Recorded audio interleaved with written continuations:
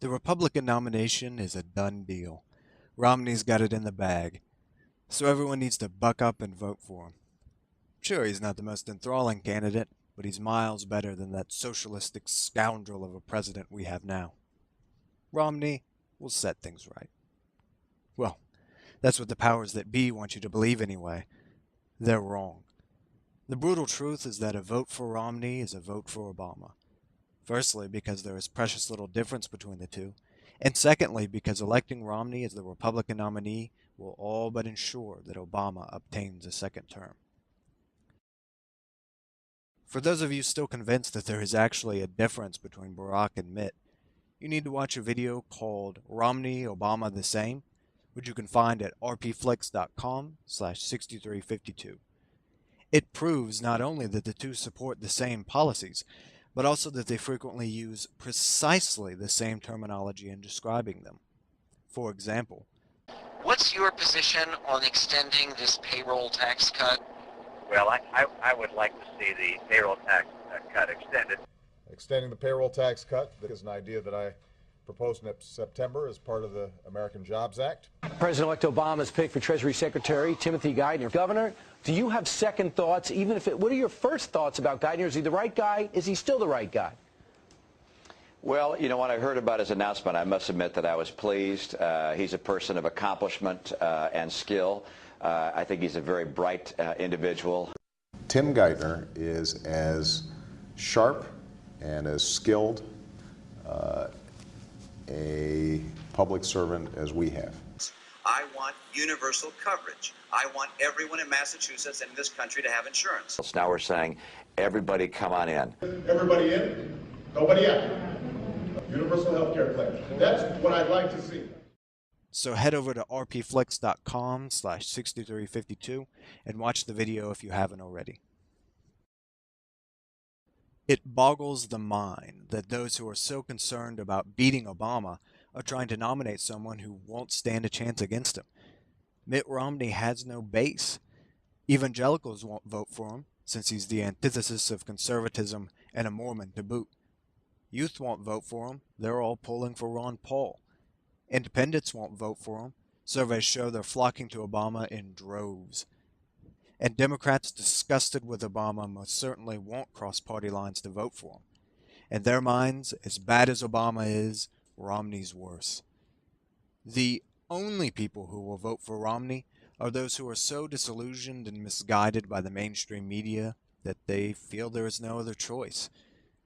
People vote for Romney with the same enthusiasm of someone undergoing a root canal.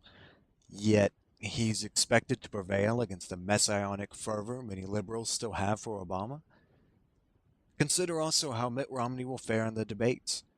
What can he possibly condemn Obama for? He supported just about all of the president's policies in one form or another.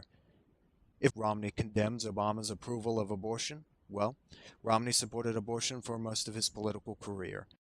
So when asked, will I preserve and protect a woman's right to choose, I make an unequivocal answer, yes. If instead Romney tries to criticize his handling of the economy, Obama can simply point out that Romney himself supported the stimulus and the bailouts. I think there is need for economic stimulus. It will be like leading a lamb to the slaughter.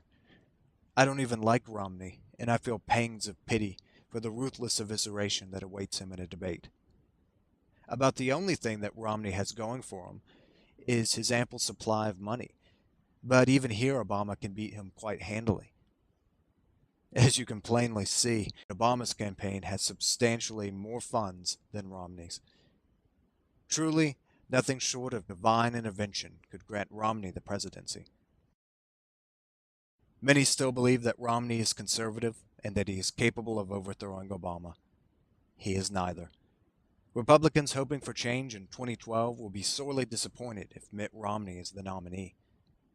Don't make the same mistake of Obama's maniacal minions who shouted hosannas and hallelujahs when he was elected, eagerly anticipating the paradigm shift their hero promised, only to discover, years later, that he was even worse than Bush. Listen to these promises that Obama made on the campaign trail. Second point, our legitimacy is reduced when we've got a Guantanamo that is open, when we suspend habeas corpus, those kinds of things erode our moral claims that we are acting on behalf of broader universal principles, and that's one of the reasons why those kinds of issues are so important. We're going to lead by shutting down Guantanamo and restoring habeas corpus in this country. I will promise you this, that if we have not gotten our troops out by the time I am president, it is the first thing I will do. I will get our troops home. We will bring an end to this war. You can take that to the bank. None of these promises were kept. Guantanamo Bay is still open. The suspension of habeas corpus, which is the right to be released from unlawful imprisonment, has been extended to all American citizens under the National Defense Authorization Act, or NDAA. This deplorable piece of legislation, signed by Obama himself, permits the president to arrest anyone he deems a terrorist without trial or charge, and incarcerate them for as long as he likes. And while Obama did indeed end the Iraq War, he sure did take his time doing it. Not until December of this past year were the last troops finally withdrawn, 2 years late. War still rages in Afghanistan, and new conflicts have sprung up in Libya, Yemen, and other far-flung locales across the globe. Not only did Obama refuse to revoke Bush's most unpopular policies, he made them much worse. Obama is hardly an unusual case, however. Even George Bush promised peace during his first presidential campaign. Somalia started off as a humanitarian mission and then changed into a nation-building mission, and that's where the mission went wrong. The mission was changed, and as a result, our nation paid a price. And so I don't think our troops ought to be used for what's called nation-building. One of the problems we have in the military is we're in a lot of places around the world, and I mentioned one, and that's the Balkans. I'd very much like to get our troops out of there. If we don't stop extending our troops all around the world in nation-building missions, then we're going to have a serious problem coming down the road, and I'm going to prevent that. I'm concerned that we're over-deployed around the world. I don't want to be the world's policeman. I want to be the world's peacemaker. The world's peacemaker.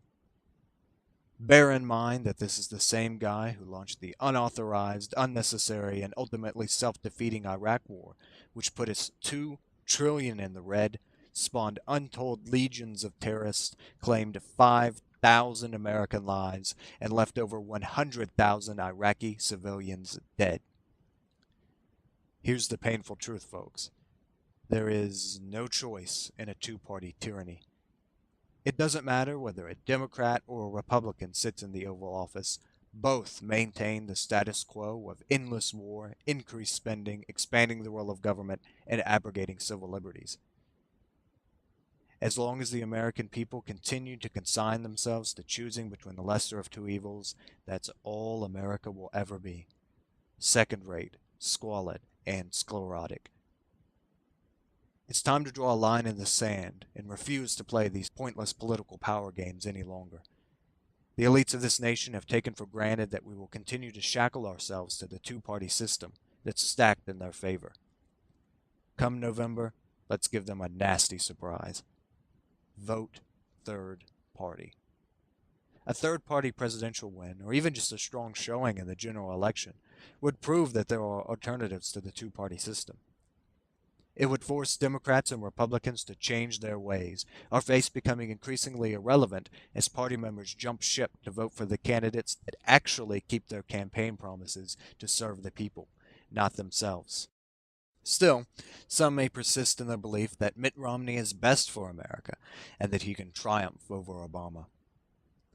They should review their history. In 1996, Republicans nominated anyone but Clinton, Bob Dole. He lost. In 2004, Democrats nominated anyone but Bush, John Kerry. He lost. Now, Republicans are nominating anyone but Obama, Mitt Romney. And they actually expect him to be different.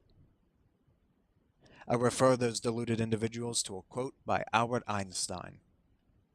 Insanity, doing the same thing over and over again and expecting different results.